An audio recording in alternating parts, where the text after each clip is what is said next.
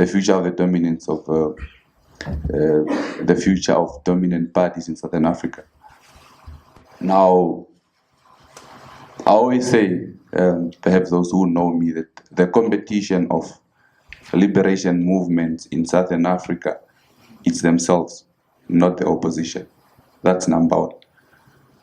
So the fate of SWAPO, the fate of the ANC, the fate of MPLA, the fate of Frelimo is within its own hands. It's not going to be determined by any opposition party. That's a fact, and I'm saying that because you realize that everybody who posts here in Namibia, who posts a serious threat to SWAPO in terms of opposition, it has always been someone from SWAPO. You can go back to when COD was formed.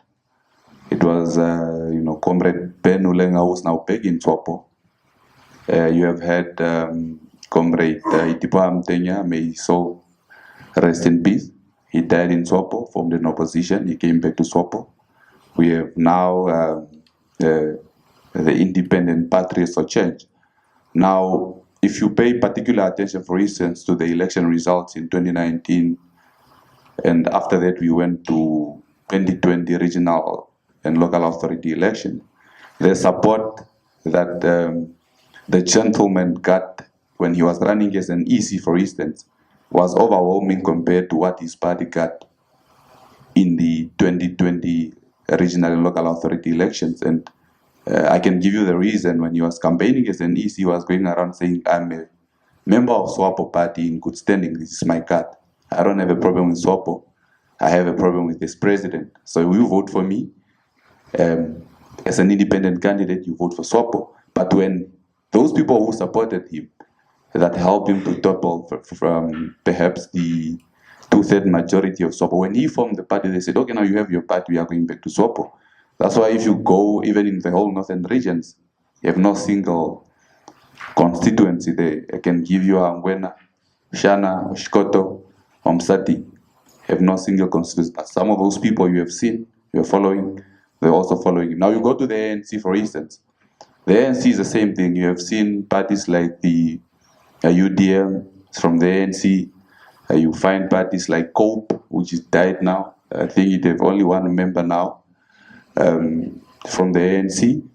So the competition of this liberation movement is themselves. So what they are going to do within their own rank is what is going to determine. Now you understand the frustration of perhaps the electorate with the former liberation movement, so the ruling parties in Southern Africa.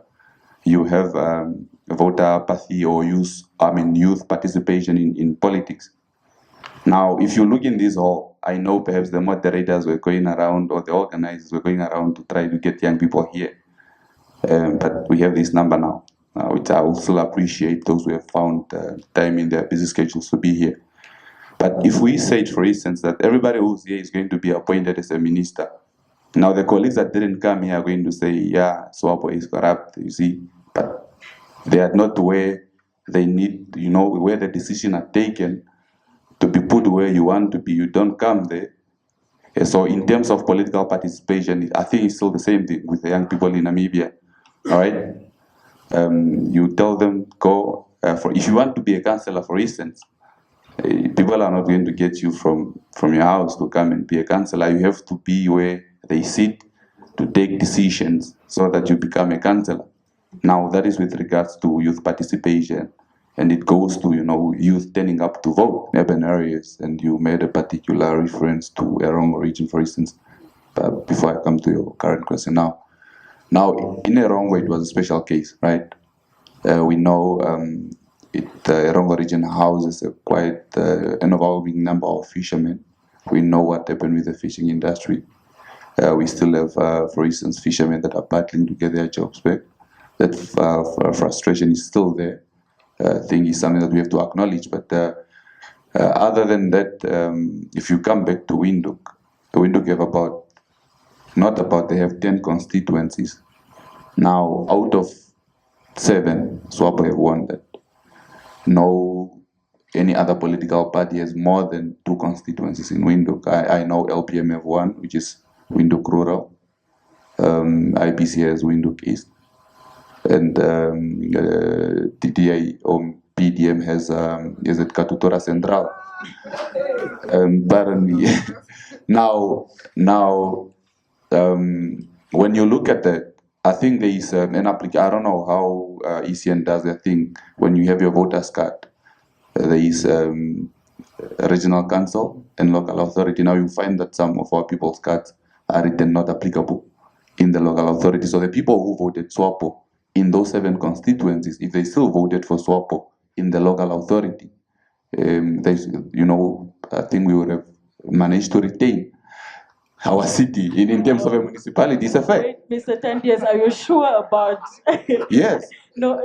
I mean, if we won 7 constituencies out of 10, it's in the same. It's the same. But then the part of the voters' cards being written as non-applicable, isn't it a matter of when the registration was done of the voters' card, whether it was before the national presidential assembly elections, or is it right before the local authority and regional council elections?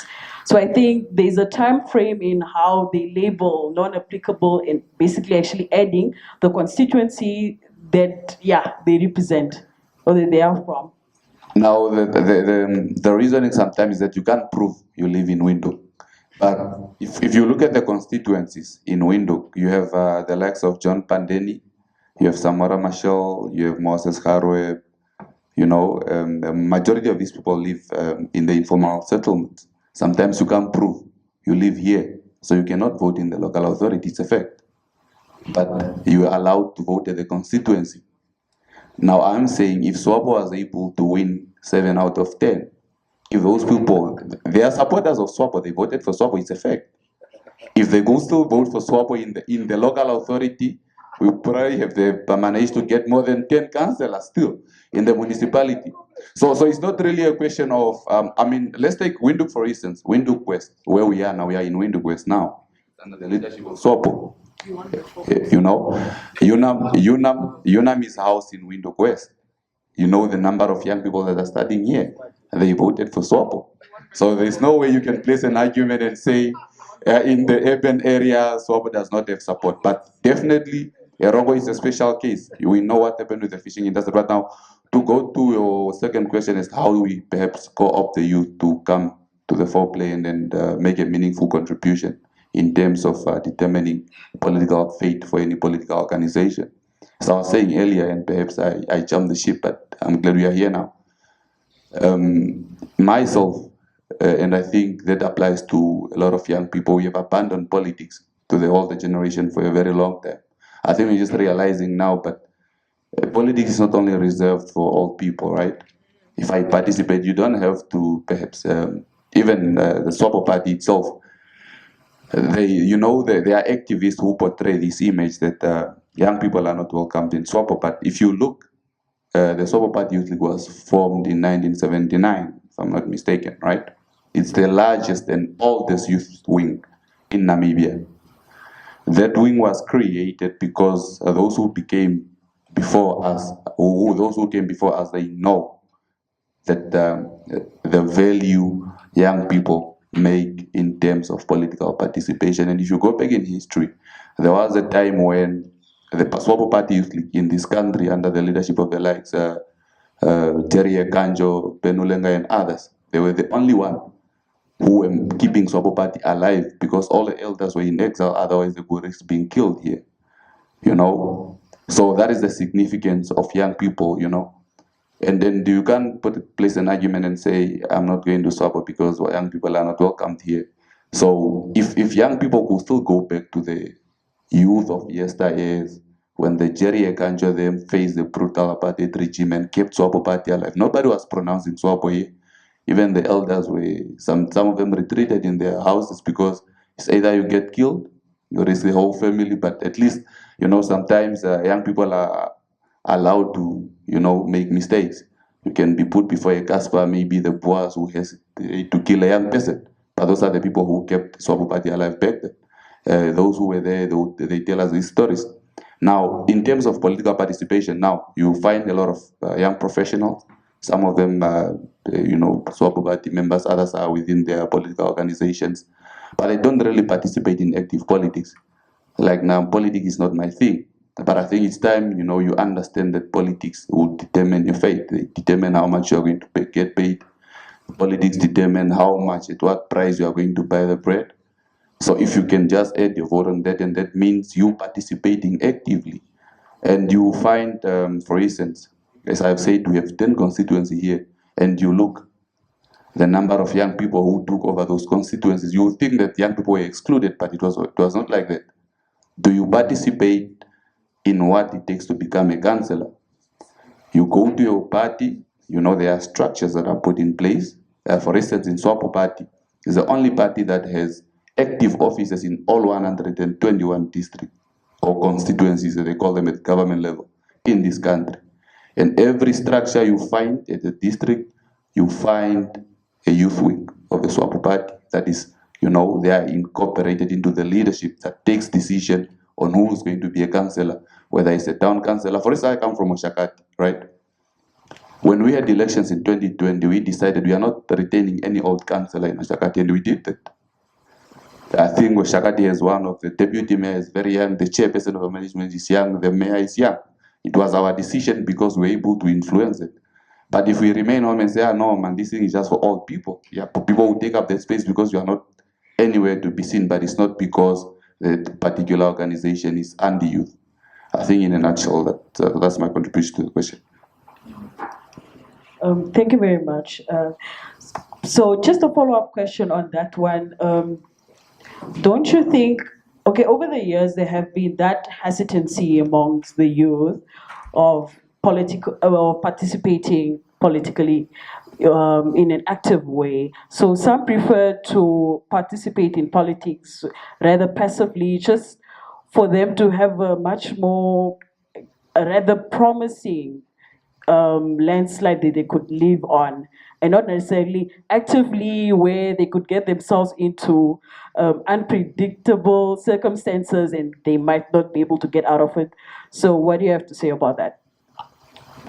No, but you need to understand the political system. It's about interest at the end of the day, right? If you have people in an organization, they are all sort of people, right? You have the elders, you have the women, you have the young people. Everybody have interest. Women have their own interest. Young people have their own interest. The elders have their own interest. Now, you must agree in that organization, how do we serve each and everybody's interest? Which means if you are not present in that mix, your interest is not going to be served. Whether you want to be an active politician, I wouldn't want to be a councillor if I know my interest as a young person is protected, for instance. If there's a young person who wants to be a councillor, that's fine, we'll still be supporting. But if I know I won't be stopped from owning land as a young person, because the councillor, I feel that still going to make sure that the young people are going to be allocated plots of land, I wouldn't be interested in being the one to make that decision as long as the person who's representing me is serving my interest. So that's why you find, I think, SWAPO Party is structured in such a way. You find we have the women's wing, you have the elders council, you have the veterans, you have the workers, which is an affiliate. So it's about interest. The workers, they don't really, some of them are even, prohibited by the Public Servant Commission to serve in those positions, especially the management cadres and others. So, but their interest as workers, they still must be, who's representing their interests is the people they've entrusted in those positions to make sure whether I'm going to be a teacher, just a teacher, my interests as a teacher are protected by the organization that I belong to, and I've made sure that there are people who are serving my interests. So I don't think it's a question of whether you are going to be participating or you're going to take a backseat, you're going to be at the forefront. I think at the end of the day, it all comes back to interest. Bulugani made a lot of wide allegations against SWAPOs. I think I might need to put the record straight. And I think we have now reduced the conversation to SWAPO. I thought it was about dominant parties in Southern Africa. But now we are faced with the question of the possibility of opposition parties winning elections. Now, to be brutally honest, it's not going to happen. And not in South Africa, and not in Namibia. in Botswana, not in Angola, not in Mozambique. And in Botswana, for instance, Don't speak about Zambia. in Botswana, for instance, you realize that former president, is it Ian Kama, he's now living in exile. There is a warrant of arrest that has been issued against him by the men endorsed to take over from him. He was actually his protege. He groomed him in politics. When he took over, he declared war against him. He's now living in South Africa. Now, Ian Kama went to form an opposition. And that is what is eating away from the BDP, if I'm not mistaken. So it's not a matter of an opposition that came elsewhere. This is an alternative to BDP. I know if the party of Ian Kama wins, a lot of comrades will, move from BDP to come and join Ian Kama here, but it's still the same people. So you didn't solve the problem because these comrades just move from this house to this, but the same ideology. Now, you go back in South Africa. In South Africa, you have a party like the DA. Now, the DA is a transformation of the NP party. It's like the equivalent of DTA to PDM. Young people might not know. But in 1978, DTA won elections here. They were part of the people who were sending police and the military to kill our people here. Second-tier government. They won 48 seats out. No, not 48, but 41 out of 51 seats here. That was 1978. When the international community said apartheid South Africa must leave Namibia, DTA said no. And now DTA have transformed itself into PDM, wanting to rule or preside over Namibia. Just look at the possible scenario. These colleagues, the ideology of DTA in 1978 did not change. Still the same DTA. The only thing that changed is the name. So now you have these colleagues who were presiding over Herelo location, Vambolo, Kasidama. Those are concentration camps against our people. It was the policy of DTA. Now these colleagues want to come back, perhaps to do the same. Now, if you look, for instance, in South Africa, apartheid took place for 346 years, since the 1660s. That was apartheid. The ANC has only been in power how many years? 1974, count up until now. You cannot expect the ANC to undo the injustices of apartheid that took place for more than 300 years in 20 plus years. It's not possible. The exploitation, the Bantu education, before these countries became independent, even here in Namibia, a black child could only study to become a teacher or you become a nurse. The doctors that graduated from here, it was a decision of the SWAPO Party to say we must create our own engineers, our own doctors. Back then, you could only study to become a nurse, a teacher, or a lawyer. If your father is a pastor, they will be able to smuggle you out of the country and you go study in Europe. Then you come back as a teacher, as a lawyer, a doctor, and whatever. But the majority of the people, you only have two options. How do you develop a country with nurses and doctors? And teachers. Now we have to redo all those injustices. We only have 34 years to do that. But colonialization in Namibia took place for 106 years. So how do you expect us to undo all the injustices of colonialization in 34 years if that process of, apartheid was a white supremacist government, right? A deliberate empowerment policy of white people only. Where they took towns and roads was where the small fraction of white people were concentrated. Now, to answer your question, the policies of SWAPO Party did not change. People, they try to divorce SWAPO Party from the government, but it's not possible. SWAPO Party is the leader of government. They are the custodian of the state authority. All these institutions you have, UNAM was a cabinet decision of the SWAPO Party. It's a SWAPO Party decision. NSF, the students' funds, it's a decision of the SWAPO Party. It's a cabinet decision. The chairman of the cabinet is the president. And the majority of the people in cabinet are SWAPO Party ministers. It's their decision, whatever institution you find. Every institution of government here in the democratic Namibia, it's a decision of the SWAPO Party. And then these colleagues, you know, when you follow perhaps a parliament session, you comrade like Venani would just stand up and would want to lecture us about democracy. We gave him that platform. Namibia have never known about democracy until SWAPO Party came into power. We introduced democracy here. It is a fact. We introduced democracy here. So now we have given them that space to participate. Definitely they can try. But in terms of the numbers, as I have said, and I think Emmanuel Dalla have said that to say we have structures. 121 constituencies, we are present. 14 regions, we are present. Now to come back, just give me that. To come back hold to it there. I appreciate the rebuttals and all that, but Mr. Taddeus, this is not. Are you mobilizing? Are you campaigning? I don't know. But indeed, probably truth. Is that true? Truth is indeed, what do they say, brutal, probably. But those are very, very strong claims you're actually making. It's a fact. I can stand before court for this. It's a historical fact. What I'm mentioning is a historical fact. Now, just to go back, if you may allow me, Comrade Dimbo have said something about SWAPO Party has been receiving government money. Maybe he's talking about parliament funding in terms of what the number of seats you have in parliament. I think young people must get this one clear. Every political party in parliament receives taxpayers' money. SWAPO Party since 1990 have scored clean audits. They have accounted for the money they get in parliament. It's a historical fact. And by the ECN Act, you must publish in the newspapers. We just did it this year. Your audits, you must publish. You must publish what you get from parliament.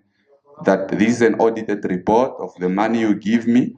DTA or PDM also receives that money in parliament. And every political party that has seats in parliament, every seat you have in parliament is paid for by the taxpayers. And SWAPO Party is the biggest employer in this country. And that is where we take our money to. Most of this money goes to salaries. In terms of political parties, we are the biggest employer. Every secretary of the Youth League in Namibia is paid for by the SWAPO Party.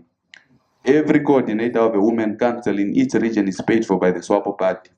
It also is employment creation. These people are feeding families. They are sending their kids to school. You can't overlook that and downplay it because it's being done by the SWAPO Party. And I'm talking about what do we do with the money that we get from parliament.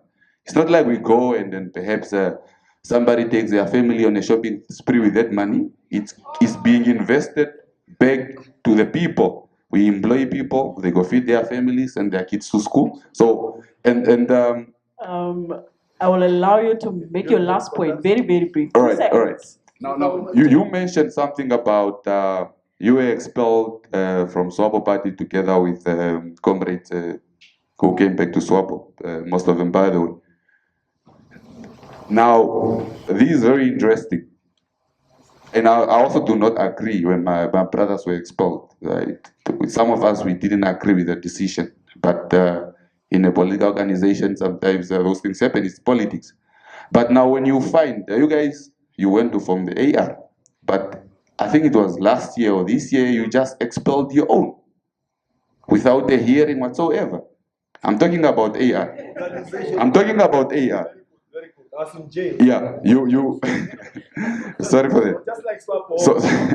So the comrades who took SWAPO Party to court because they were expelled, they went back. Where's Simon Amunime? He was expelled from the AR movement because he made allegations about people receiving brown envelopes. He was expelled. Pau Katanga, where is he? He was expelled. Now I'm just answering to the question of. You have been answering it for the past how many minutes? Now we're moving towards a consolidated Southern Africa in terms of electorate, or are we turning into an electoral authoritarian one? Now there is this perception that it's just a ruling parties that can steal elections. You want to tell me that the opposition won't be interested in stealing elections?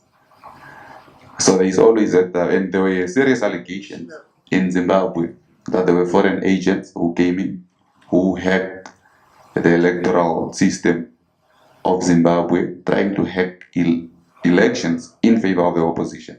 I'm not saying it's true, but there's that allegation. So I'm just asking, you can't claim that it's just SWAPO, that perhaps people must check SWAPO is stealing. Why can't we check that IBC is stealing elections? Why can't we check that PDM is stealing elections, or they will attempt to? So it must be everyone. That's why everybody's afforded an opportunity to send their agents to the polling station. It speaks to perhaps fair and free elections, and we are already doing that. If we can strengthen that, and there's always been, I think, when we started with ballot vote. Some people complain, "Oh, this thing is not good." We got the EVM, they complain. Now we are back at the ballot again. We are still getting the same outcome. Now, with regards to perhaps, we do not boast, and I believe because we are in solidarity with all the liberation movements in Southern Africa, mostly, and CCM in Tanzania as well, that is in Eastern Africa. No, none of these political parties claim to be perfect. And even me sitting here can't claim that our government is perfect. The question should be, have we done something? Now let's go back to where we found this country in 1991 and the achievements. If you can measure that, we have done a lot. I mean, imagine Namibia being #1 in Africa in terms of road infrastructure, surpassing even ancient countries like Egypt. We have done something. When we were born, some of us, we are kids and children of domestic workers. It's not that we are elite kids or anything. And people, when they see you in the ruling party colors, they always look at you as an elite. I'm not an elite. I come from the same background as majority of the people. And I will never come to this platform and turn my back against them. So #1, we do not claim to be a perfect government. We need to do more. We have done more, but that is not enough, and we continue to do that. I understand the frustration. SWAPO Party is didn't do anything, or we continue to blame apartheid. Now, the thing is, let me start, for instance, with genocide. The Namas and the Hereros were killed. It's a historical fact. Their land were taken, their cattle were taken. The reason why they don't have land now, it's not because of SWAPO, it's because of the process. Now, how do we say we must not talk about it?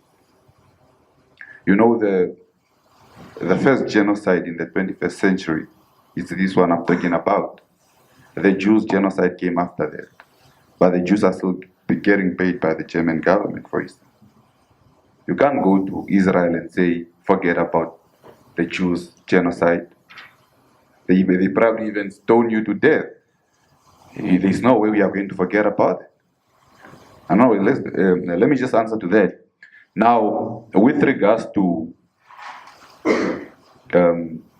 where we're coming from, right? That's why I think earlier I've said apartheid in South Africa took place happened for 346 years. The ANC has been in power for not more than 30 years. Now, it's a logical question now I'm asking, as a student. You expect the injustices that took place for 346 years to be undone in not more than 30 years? You can't do that. Now, imagine that process of apartheid and colonialism was empower a white man, oppress the black man. That was the policy, nothing else. They must not become doctors, they must not become engineers, they must not own properties. That was the policy. Now, how do you say that process is not responsible for how we are now as a nation? How do you say that? The reason why we do not have enough doctors, you want to say because we were prevented for not being doctors for close to 300 years, we can't talk about that now. Yeah, but Mr. Taddeus, I think what the young man is trying to say is the responsibility. I'm still coming to that. I'm just giving him an introduction so he understands where we're coming from. That's why I've said we do not claim to be a perfect government. I know nobody in my party who we are perfect. We don't say that. There have been failures. Yes, we admit to that. But to say we didn't do nothing, it's a lie. And you know the physical work we did. And I think we must understand the construct of doing things in the apartheid government. Our parents were shipped from the north, and perhaps we must know that there were structures, salary structures. You know, the people, our brothers who were on this side, were regarded as natives. They didn't require a pass to come and work here. And in terms of payments, if you are a white man, if you get 400, the colored gets something like 300, Basta gets 250, a Herero gets $80, a Nama gets $70, somebody from the north gets $40. That was the structure. And that is where we're still coming from as a nation, right? You know, where we have people who saw, because this one is a Nama, and perhaps he's in favor of the apartheid regime, he's getting $100. Me, I'm the last in the chain as a Vambo, I'm getting $40. The nation is still coming from the background. There's no way you can take up a platform and say, we must forget about it. There's no way you're going to do that. But in terms of what we have done as government, I've just said, young people, my brother is saying that the SWAPO Party has lost. I'm a young person. SWAPO Party has the largest youth wing in this country in following, in membership. The young people didn't leave the party. We understand there are frustrations, there are certain things, especially with youth employment, we didn't do, but we are doing that. And I'll give you, for instance, the government, it's a cabinet decision, have banned the export of marine, not marine resources, but our natural resources, whether it's diamonds, whether it's gold, copper. They have banned the exportation of those resources in a raw form. That speaks to employment creation. So if we have uranium here and we say, you are not going to get this uranium, but rather compel you to build a refinery plant in Namibia, that is employment creation. If we have gold here and we say, you're not going to take this gold, you must build a gold refinery plant in Namibia, that is employment creation. We're working towards that. As a SWAPO Party Youth League, we are in the process of working first a white paper, what we think will be the best way to, the government to address youth unemployment. All right, and if you look at the intakes in government, majority of the people that are recruited by government is young people. 90% is young people. But the duty of employing people, employment creation, does not lie with government alone. All right, so the government rather creates a conducive environment for the thriving of employment creation. And I'm speaking of it's a cabinet decision. Government have just, for instance, started with banning the exportation of our resources in the raw form. That speaks to employment creation. Now, with regards to be able to, I've just given a practical example. Now, those of you who are from Window, now in terms of service delivery now, let's start with the land. Those of you who know Section 4 in Ochomise, that land was given for free to the citizens. Section 4 Ochomise. It was given, that time SWAPO Party had the majority in the council. Those people didn't buy that land, they were given for free by the city of Window. If you go to Oshakati, where I come from. Okay, let me just finish up. Now, let's go to Oshakati in terms of land delivery.